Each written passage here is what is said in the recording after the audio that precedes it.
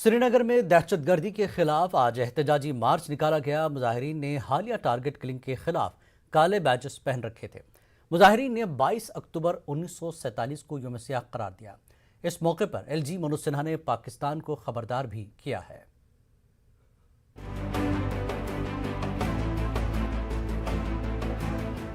اکتوبر 22، 1947 میں پاکستانی قبیلوں کی طرف سے کشمیر پر حملے کے موقع پر ایس کے آئی سی سی سری نگر سے ایک احتجاجی ریلی نکالی گئی۔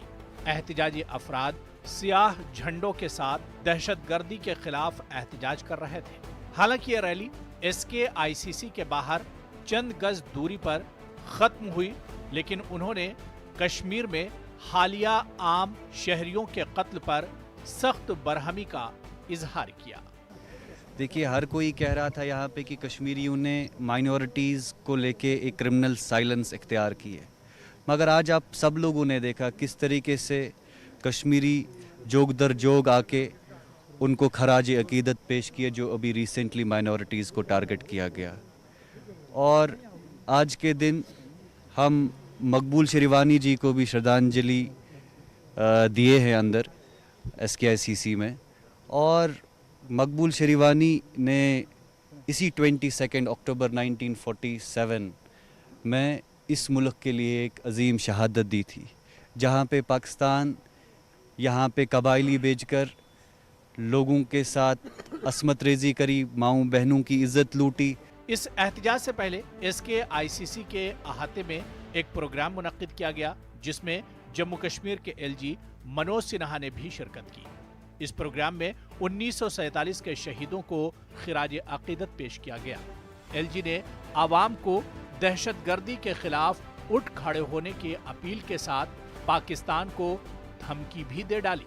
پڑوسی دیش اور اس کے اشارے پر کام کرنے والے لوگوں کے منہ سے نقاب اتارنا آوشک ہے۔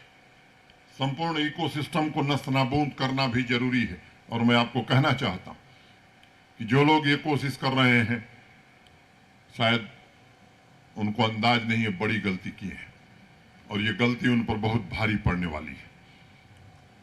ان کے وشواس گھات جموں کشمیر کے عوام کی پاکستانی فوج اور اس کے پراکسی کے خلاف دلیری اور بہادری کی کہانیاں، ہمارے سینا کے ویر جوانوں کی قربانی سبھی تک پہنچے، یہ آج سمے کی آوشکتا ہے۔ ہم نے اس ملک کے لیے قربانیاں دی ہیں، کشمیریوں نے ہر وقت اپنی گردنیں پیش کی ہے، جو انوسنٹ کلنگ ہوئی ہے۔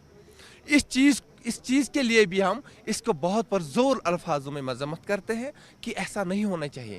یہ بھائی چارہ جو ہمارا ہے، چاہے ہندو ہو، مسلم ہو، سکھ ہو، عیسائی ہو، کہ اس کو ہم قطعاً الگ ہونے نہیں دیں گے، وہ ہمارے بھائی ہیں۔ احتجاجی افراد کا کہنا تھا کہ کشمیر میں حالیہ حملوں کے بعد کچھ حلقے کشمیری عوام کی خاموشی پر سوال کھڑے کر رہے ہیں، جس کا آج انہوں نے جواب دیا ہے۔